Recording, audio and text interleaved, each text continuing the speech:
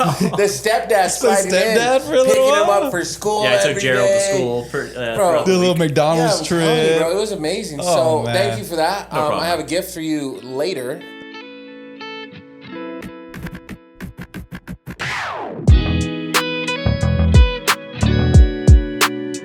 That thing's on. That thing's on. That guy's on. Let's get it. That's his trademark, and my trademark is welcome back to the Fully Lacking Podcast, episode 64, where a couple ADHD dudes and their producer just try to get through life. I am your host, Drew. This is your other host, Richie, and behind the camera, behind the boards, the third leg to the tripod, we'd be nothing without him, producer Zach. Boy, we are your Fully Lacking team. We're in the building. Yeah. It's been a couple weeks, and I'm sorry, guys. I mean, I had a valid excuse. We'll dig into that in a little bit. I had a valid excuse to take a hiatus. I missed you, Doug. I missed you. I missed you guys too. You took care of my kid like I was a piece of, like I was a crappy dad, and he was like the stepdad sliding stepdad in, for a little picking him while? up for school. Yeah, I took every Gerald day. to school. Bro. The little McDonald's I'm telling you, trip. bro, it was amazing. Oh, so man. thank you for that. problem. I have a gift for you later. Let me know when you want to take any of my kids, broski. I just got a van full of kids. Yeah, daddy People are like, daycare. whoa, not like that, bro. Anyways, Never mind. Listen, Yeah, so, I love it. go follow us on all the social media platforms. I'll get into it at the end of the show. But without further ado, we got to kick it off like we kick it off every episode. Producer Zach, sing it loud, sing it proud. What you got, Papa? Story of the day. Story of the day. Okay, so You today's... should make a song for it. I should make a little jingle. Story yeah. of the day. Yep. I So- second that. Yeah, that'd be pretty cool. But the story of the day is going to be about world records. So let's talk about world records. Any of you guys have any favorite ones that you guys like to think about? Like the lady with the long nail? I was just about to You were say thinking that. like- And we didn't even talk about that. Yeah, I was just about to say the long nail one. Yeah, the long nail one. But I think that's just because I remember that from like the damn book. Yeah. When I Yeah. was a kid, right? For me, anything David Blaine did is pretty cool. Oh, yeah, like, dude, when David Blaine was in the ice. Do you remember that one when he was... Wild. Oh, my, What about like, in the water? when he legit... was like the longest, yeah, like he was underwater for the longest amount of time. It was Yeah, like a that was long crazy. time. You watch a lot of TV, bro, because I don't know any. You know David Yeah. Blaine No. was like 20 No. something minutes underwater. Yeah, I and swear. How long was he in the ice I went for? swimming for longer than 20 something minutes, Hold bro. your breath. Okay. No one. You can't swim. Come on, dog. I was touching the ground, but I was in the water for more than 20 minutes, bro. So this world record is. Have you ever wondered how far a three-wheeled vehicle has ever gone? You ever wondered that? Not once. Never once. Okay, well, a couple of guys did. They took Sheila the three-wheeler from That's hard. from London to Cape Town, South Africa, and it was like 15,000 miles. They drove this three-wheeled car, and they broke a world record. Is the car traveling. alive still? Yeah. Yeah, but the thing is, you can break a world record for anything, bro. Like Yeah. a three-wheeled car, like it better not make it, bro. I don't care if it's got two wheels. I wonder if I could break a world record for being like chubbiest guy with a There podcast. ain't no way. There's fatter guys. Yeah, have you seen... With a camo hat. You over here body shaming people? What's up, producer Zach? No, tell us your list of obese podcasters. I was going to go Joe Rogan or... You watch your mouth when you talk about daddy. That's a long It way. is though. really long. Yeah, London to Cape Town. Yeah, that's forever. All of Africa. And Africa's massive. Like, you know, I'm trying to think. it's actually insane. So, like, how much did they spend on gas? Yeah, Right now in it's this like- economy? I don't even know, man. Nah, but it's like it's probably like takes gas like a Pinto, bro. It probably runs off of like some. That's true. It you is know. like a crazy looking car, too. Yeah. What's a world record you'd want to set? Don't be lame, dude. Oh, dude, I would set some sort of world record like longest. Dude, don't be dirty, bro. Don't be dirty. I was gonna. You're say not going to set that one, buddy. No, I was gonna say like the longest streak of something. Like, it's got to be like a streak of something that I do constantly. But I would say like the longest streak of like, man, like I don't know, like longest hustle streak or something. You know, like Fair. how long? How many days could I work straight? How many days could I work straight? Okay. See if I could outwork, but then it's also like kind of like a scientific thing. See if it like it really messes with you. Can you be more productive by outworking? Or like the sleep thing, like how long can you stay awake? Have you seen I would those? be into that. Well, I was gonna say Dude. that, but it's not too like. Those look crazy. I'd be out in like Hour 16, bro. Dude, I'm trying to think if there's I'd be like out. a world record for like things I'm good at, like rapping. a world record. You could do like the world's longest rap. There's stuff for Yeah. that, like Yep. continuous rap. But you'd have to be. I mean, like, It's got to be Yeah, hours. words. yeah, it'd be insane. Yeah. How many times would you just repeat the same thing? Yeah, you just go back to like Just being an the acapella. same. Yeah, just the same. I give That's up like on that. filibustering forever. You know, like just takes forever. Maybe like there's one that like I'm gonna get eaten for this. What about to wear the same fit? No, The I gotta longest. watch my- I gotta Yeah, watch my the same clothes, too. fit. Maybe be like who can watch like the most movies in one sitting. Oh, like there's a guy in Letterboxd actually that watches like 3 or 4 movies a day for like years. What is Letterboxd? Oh wow, Letterboxd is an app where. Am I the only one who doesn't know? I don't that? know. I'm glad you fine. asked. Yeah, you That's both. 'cause- Oh wow. Well, Letterboxd is All like. right, dude. No fucking real. Oh wow. shame. Like, Oh, what do you don't know what letterbox Well, is? you don't know what Everybody Last knows episode what was Sam La letterbox. Jolla being a citizen, and now I should have played off us like, not oh yeah, knowing you don't know what that. letterbox is, bro? Everybody knows what letterbox is. I thought it was pretty well. That's like saying you don't know what YouTube is or something. But like Letterboxd is. YouTube. What? It, Like- no, just, That's like saying you You're don't like, like, what is YouTube? you don't like apple pie. That's where you do a plug where you're like, actually, I know exactly what YouTube is. You can find us. Paching. Yep. Anyways, Letterboxd is where you log all your movies that you watch and you can like review them and rate them. Oh, I would and- love that. Yeah, you should I download would it, man. love that. But there's a guy on there where he has watched tens of thousands of movies for the past years. Every day he watches like 3 or 4 movies minimum, and he just What's keeps his logging them. retention though? His Definitely attention, virgin. I think, No, is his retention. Like, Oh, how does he right. retain? Dude, People- because I can watch one movie, Yes. and I remember it for the rest of my life. People ask that all the time because he watches them while he's at work sometimes, and then people say, "Okay, well, how well did you watch the He's movie?" not. There's right? no way. There's a lot of Right? debate Yeah, around that. If Yeah. I'm watching a movie, I'm locked in. Like you guys could ask producer Lisa, bro. I get pissed. I get pissed. I find And that she's hard to like, believe. Can you pause it? Can you pause it so I can go tinkle? I'm like, no. Wouldn't you be more angry if she said, "Don't pause it"? So I saw this comedian and he was talking about like the biggest insult you can do is like if we're watching a movie Mm-hmm. and you need to use the restroom and I'm like, oh, let me pause it. And they're like, don't worry. Yeah, about they it. say, "Don't pause it." He's right. like, I hope you fucking die in the bathroom. Like, that's true. All that fake ass energy you just had for this movie. I love movies. I love them. I love them. We got to talk about the elephant in the room. Why I haven't been around. Why our podcast is kind of it went on a hiatus for the last couple weeks. I got an 8-day trip to Vegas. I went to Las Vegas, Nevada for 8 days. Nice. Yeah. Yeah. So the gentlemen in this room know why I was in Vegas, but you got to find out, and we're going to deal with this together. So I have a grandpa that's 90, and he decided he was done living. And he just decided. And so they said, hey, come help us out. He's going home on hospice. I don't know what that means. I just wanted to be a helping hand to my family. I loved my grandpa. He was one of the reasons that when my mom went to prison when I was a baby, that they came and got us from California. Grandpa's a dude. He was a guy. So was he your My dad's dad. Your dad's dad. Okay. Yeah, he was my dad's dad, and he was a dog. He was a Coast Guard vet. Like, he was a cool dude. that's cool. He was a master mechanic. He owned a shop, and he was awesome.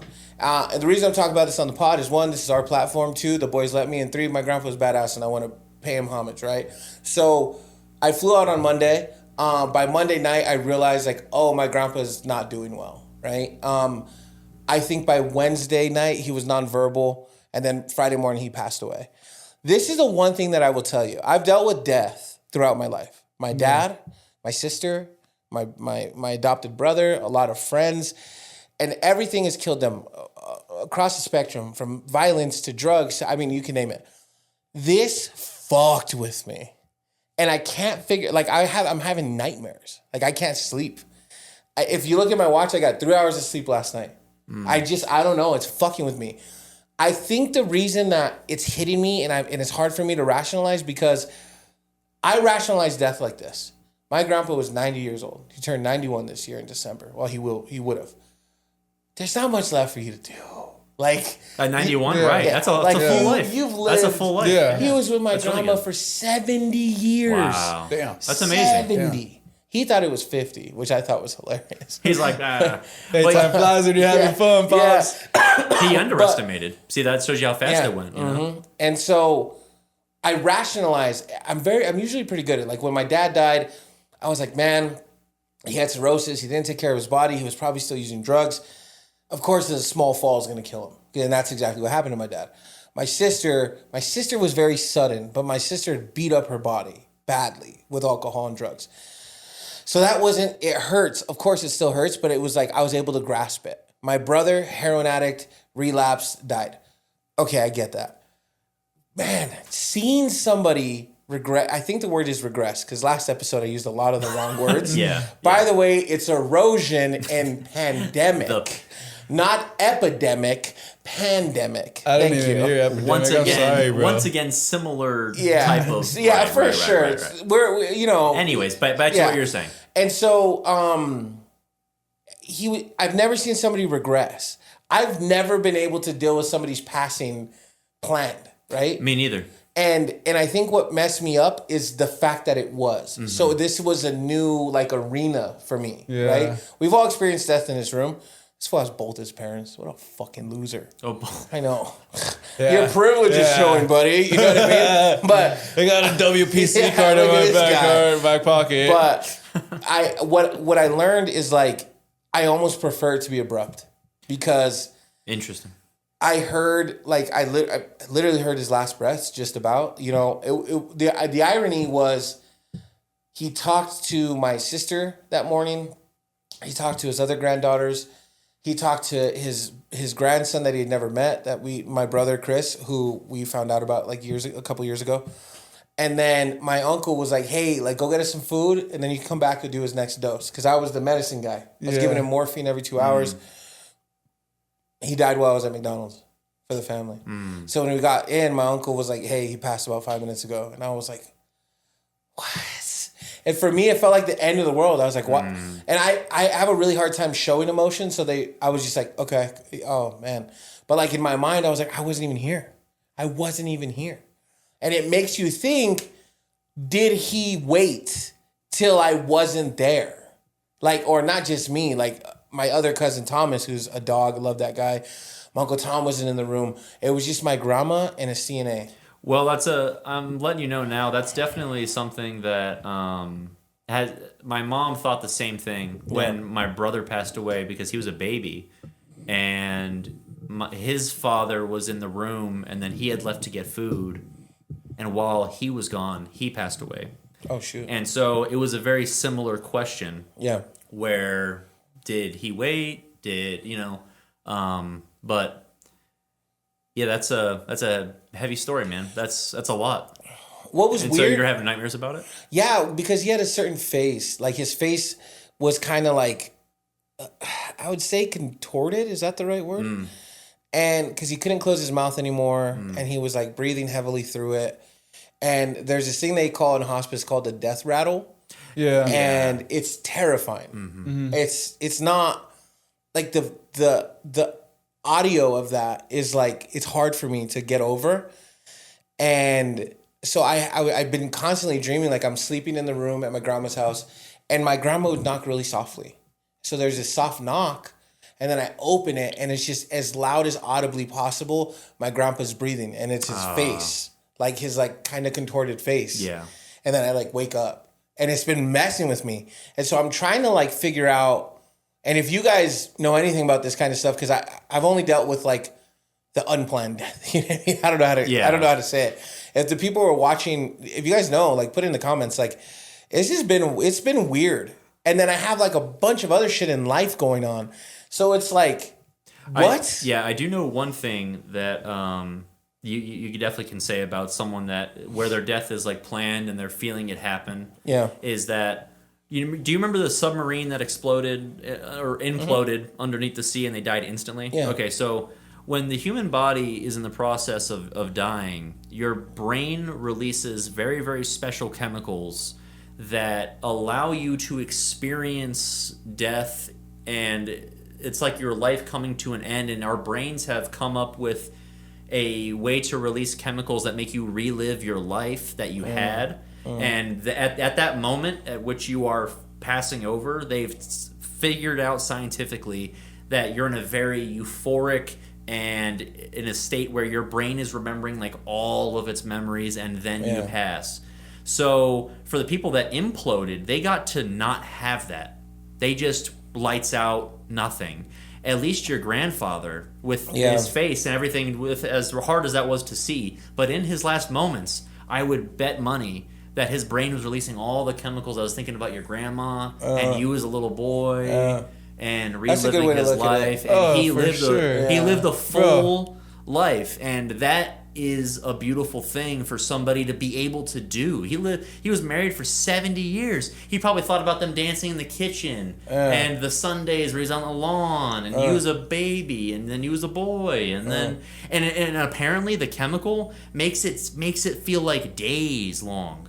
Wow. Yeah. And those that's crazy. Yeah. See, that's really. I'm glad like you spoke up on that. Yeah. Because that even helped me. Like, so that's a big reason why. My bad. I didn't even say anything because I'm taking in on the way you handle that because I'm going through the same thing. Yeah. You know, coincidentally, my grandpa just passed away last week, and and then not too long ago, several months back, my grandma just passed away, and she's the one who I saw pass away. Yeah, I was able to go and see her. She was in hospice at home, and like you say, you know, by the time I got there, she was already out of it. They were just keeping her alive, basically. At peace. Yeah. So I got to talk with her a little bit, visit with her and whatnot, and I experienced that, and I'm like you. I could accept death. Because I'm a believer, and I know that there's still, you know, an afterlife, but the thing that bothers me with death is that I care so much about everybody and their feelings around, and even the person who's passing. So I'm over here. I'm like you. I'm like thinking, like, man, like, what are they going through? What are they thinking? Are they expecting me? Are they expecting me to be here? If I'm not there, like, did they pass without me? Like, do I need to feel some type of way about that? And I don't know how to feel. So like, and I'm just like, I'm naturally a nurturer. So I want everybody to feel good, feel okay. So I'm hoping that the person passing, like it's as easy as possible on them, on top of all the family grieving. And so I don't know how to deal with that either. Yeah. So like, you know, I'm trying to see like, you know, what's your way of dealing with it? Yeah. And then you hit us with this, and it's just like, man, like that. That's what they believe. That's what they believe happens at the end. And so when I think about those people in the submarine, in a way, they lost something. They lost a really uniquely human part of death where they don't get to experience that like curtain closing moment in your life where you finally get to relive everything. And from what they can tell, that process, it's sort of like they think it's related to like MDMT. You know, people will use that for drugs, but some people will say that it feels like days or weeks or years goes by, but it's only been like 5 minutes. Is that like the same as like somebody who tells you like, man, when I go, I just want it to be quick, you know? Yeah, I want to get shot. I used to think that. I used to think that too, like, oh, the submarine people, they're kind of lucky, but in a way, they're not, because they don't get that.